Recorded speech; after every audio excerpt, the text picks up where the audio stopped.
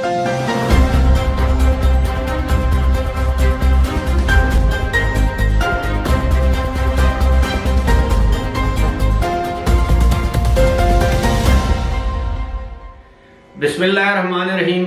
अस्सलाम वालेकुम। अबरार रशीद आपकी खिदमत में हाजिर है और आपसे गुजारिश है कि अगर अभी तक आपने इस चैनल को सब्सक्राइब नहीं किया तो इसे सब्सक्राइब कर लें। जो बेल आइकन है उसको ज़रूर प्रेस कीजिएगा। आपका बहुत बहुत शुक्रिया। हमारे मुल्क में दिन रात इस तरह के मामलात थे, हैं और यकीनन रहेंगे कि बाज़ औक़ात हमारे पड़ोस में ख़ास तौर पर ब्रादर इस्लामी ममालिक में होने वाली डेवलपमेंट्स जो हैं वो आंखों से ओझल हो जाती हैं, लेकिन ऑब्वियसली हम लोगों की नज़र तो रहती है। अभी 3 रोज़ कबल सऊदी अरब में एक बहुत बड़ी तब्दीली रूनुमा हुई है और वो पाकिस्तान में काफ़ी हद तक वो जो खबर है वो अननोटिस्ड गई और मैं समझता हूँ कि ये मामूली खबर नहीं है, बहुत अहमियत की हामिल खबर है, इम्पोर्टेंट खबर है। और ख़बर क्या है? खबर ये है कि सऊदी अरब के वली अहद क्राउन प्रिंस मोहम्मद बिन सलमान, जिन्हें हम और आप MBS के नाम से जानते हैं, सऊदी अरब में उनको वज़ीर आज़म तैनात कर दिया गया है। यानी अब वो सऊदी अरब के वज़ीर आज़म होंगे। बहुत से मेरे लोग या दोस्त, ख़ास तौर पर जो व्यूअर्स हैं, वो सोच रहे होंगे कि सऊदी अरब में कहाँ कोई जमहूरियत, पार्लियामेंट और वहाँ पे वज़ीर, वहाँ तो बादशाहत है। मैं इस पर भी आऊँगा, मैं बताऊँगा कि वहाँ पर वज़ीर आज़म का ओहदा इससे पहले था या नहीं, अगर था तो किसके पास था, और वज़ीर आज़म का वहाँ इख्तियार क्या होता है। बादशाह के होते हुए वज़ीर आज़म की क्या ज़रूरत है? सऊदी अरब है, ये बरतानिया तो है नहीं। बरतानिया में बादशाहत भी है, बहुत से ममालिक में बादशाहत है जहाँ पर वज़ीर आज़म भी होते हैं। मिसाल के तौर पर हॉलैंड में किंग होता है और उसके बाद वज़ीर आज़म भी होता है। बरतानिया में पहले क्वीन थी, अब किंग है, वहाँ पर वज़ीर आज़म भी होता है। स्पेन में बादशाहत है, वहाँ पर भी वज़ीर आज़म होता है। जापान में बादशाहत है और दुनिया के बहुत से ममालिक हैं जहाँ पर बादशाहत और जमहूरियत या पार्लिमानी जमहूरियत आप जिसे आप कहते हैं वो साथ साथ चलती है। और यहाँ तक कि ये हमारे पड़ोस में 2-3 मुल्क हैं, यानी जनूबी एशिया में नेपाल में बादशाहत है, थाईलैंड में बादशाहत है। तो सऊदी अरब में भी बादशाहत है, जमहूरियत नहीं है। लेकिन सऊदी अरब के जो शाह हैं, शाह सलमान, उन्होंने 3 दिन पहले मोहम्मद बिन सलमान को सऊदी अरब का वज़ीर आज़म नामज़द किया। जब मैंने थोड़ी बहुत इसकी तहकीक की तो पता ये चला कि इससे पहले वज़ीर आज़म का ओहदा जो है वो शाह सलमान के पास था। अब ये उसी तरह है। आप देखें UAE में जो ऑल पावरफुल जिसे ओहदा कहते हैं वो सदर का है। तो शेख खलीफा के इंतकाल के बाद वहाँ पर शेख मोहम्मद बिन जायद वहाँ के सदर हैं और दुबई के जो रूलर हैं शेख मोहम्मद बिन राशिद अल मखतूम, वो वहाँ के वज़ीर आज़म हैं।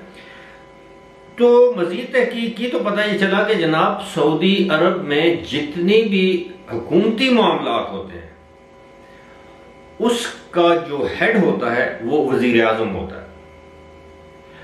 और मुझे नहीं मालूम कि सऊदी अरब में कोई कॉन्स्टिट्यूशन भी है। वहाँ पे तो उनकी ज़ाहिर है जो वो एक सीनियर्स की एक शूरा है या जो उनके शाही ख़ानदान के वही फैसले करते हैं। लेकिन ये इससे पहले बादशाह के पास वज़ीर आज़म का ओहदा था। अब उन्होंने अपने बेटे मोहम्मद बिन सलमान को ये ओहदा दे दिया है। अब वो तमाम हुकूमती, पहले उनको डिफेक्टो रूलर कहा जाता, अब उनके पास यानी सऊदी कवानीन, अगर कोई आइन है या रवायात है उसके मुताबिक अब वो वज़ीर आज़म है। तमाम हुकूमती जो मामलात हैं उसको, और सऊदी अरब की काबीना की मीटिंग को भी वो चेयर करेंगे। पहले शाह सलमान करते थे और अब ये बताया गया है कि जब शाह सलमान किसी मीटिंग में शिरकत करेंगे काबीना की तो उसकी सदारत वो करेंगे, वरना उस काबीना की जो मीटिंग की सदारत है वो भी मोहम्मद बिन सलमान करेंगे। अच्छा, अब यही बात नहीं, इसी के साथ साथ मोहम्मद बिन सलमान के छोटे भाई हैं जिनका नाम है खालिद बिन सलमान, उनको डिप्टी वजीर आजम और वजीर दफा तो वो पहले से थे, तो वो ओहदा उनके पास, यानी उनको भी क्राउन प्रिंस बना दिया गया है। वजीर आजम का डिप्टी वजीर आजम उनको बना दिया। इससे क्या जाहिर होता है कि अब जो सऊदी हुकूमती मामलात हैं उस पर अब शाह सलमान और उनके दो बेटों की ग्रिप जो है वो काफी मजबूत हो गई है। शाह सलमान के बारे में बताया जा रहा है, अंदर की खबरें ये हैं कि वो अलील हैं, उनकी उम्र ऑलरेडी 86 बरस है और लगभग 86 बरस है, और इससे पहले 2 मरतबा उन्हें हंगामी बुनियादों पर अस्पताल दाखिल करवाया गया, यानी हॉस्पिटलाइज करवाया गया। एक मरतबा तो ये सुनने में आया था कि शायद उनको कोविड हो गया था, लेकिन वो रूब सेहत नहीं है, आसान अल्फाज में ये कह देते हैं कि वो बीमार रहते हैं। और ये तमाम मामला इसलिए ये उनकी ग्रिप में या उनकी गिरफ्त में दिया गया, हुकूमती मामला बतौर वजीर आजम। क्राउन प्रिंस तो वो पहले से वली है, अब वजीर आजम का ओहदा उन्हें देकर मोहम्मद बिन सलमान को उनको फुल इंचार्ज बना दिया गया कि कल को खुदा न खास्ता, इंसान तो मरने की चीज़ है ना, बादशाह हो कि फ़कीर हो, मरना तो सब ने, कि शाह सलमान इंतकाल कर जाते हैं तो ट्रांजिशन ऑफ पावर जैसे हम कहते हैं, इंतकाल इक़्तिदार में कोई प्रॉब्लम ना हो। इंतकाल वो वाला नहीं, अगर वो इंतकाल करके दुनिया से चले गए, इंतकाल यानी मुंतकिल होना इक़्तिदार का।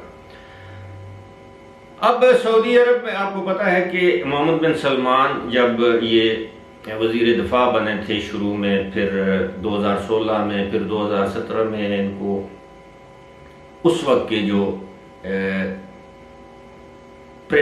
क्राउन प्रिंस मोहम्मद शहजादा नाइफ, उनको किस तरह हटाया गया। फिर जब ये क्राउन प्रिंस बने तो अपने जो रिश्तेदार कज़न शहजादे थे, किस तरह उनको एक होटल में कैद किया गया, उनसे पैसे वसूल करके फिर उनको छोड़ा गया। बात पर अब भी पाबंदी है, सऊदी अरब से बाहर नहीं जा सकते, किस तरह इक़्तिदार। और फिर उसके बाद जब ये वेस्ट में इनके हवाले से कुछ खबरें आना शुरू हुई कि ये बड़ा जाबर किस्म का इंसान है, ये है वो है, फिर उन्होंने सऊदी अरब में कुछ इस तरह के इक़दाम किए जिससे मगरब खुश हो।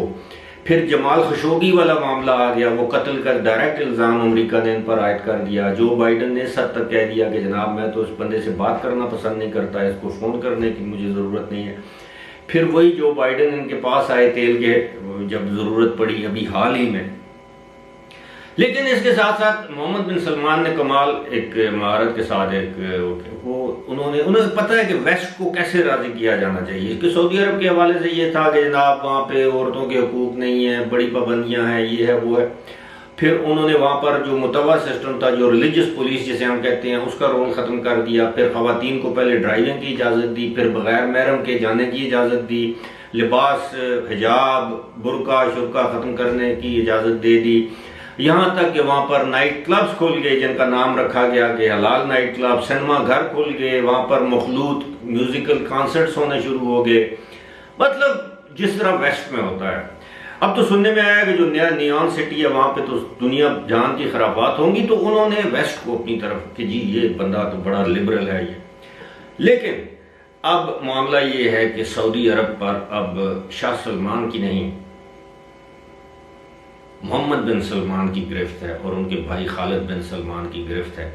और ये गिरफ्त दिन ब दिन मजबूत रहेगी। अभी उनकी 36-37 साल उम्र है, तो अल्लाह ने अगर उनको 80 साल तक की ज़िंदगी दी तो आप खुद सोचें कितना अरसा वो सऊदी अरब के, मेरा ख्याल है सऊदी अरब की तारीख के ही नहीं बल्कि दुनिया, शायद मलका एलिज़ाबेथ के बाद दुनिया की तारीख के सबसे तवील उम्र पाने वाले बादशाह होंगे। और ये तो खैर मुस्तकबिल का हाल है वाल तो अल्लाह, गैब का इल्म और मुस्तकबिल का हाल तो अल्लाह ताला जानता है। लेकिन फ़िलहाल सऊदी अरब पर मोहम्मद बिन सलमान की गिरफ्त मजबूत से मजबूत तर हो चुकी है। इसी के साथ मुझे दीजिए इजाज़त। खुदा हाफिज़।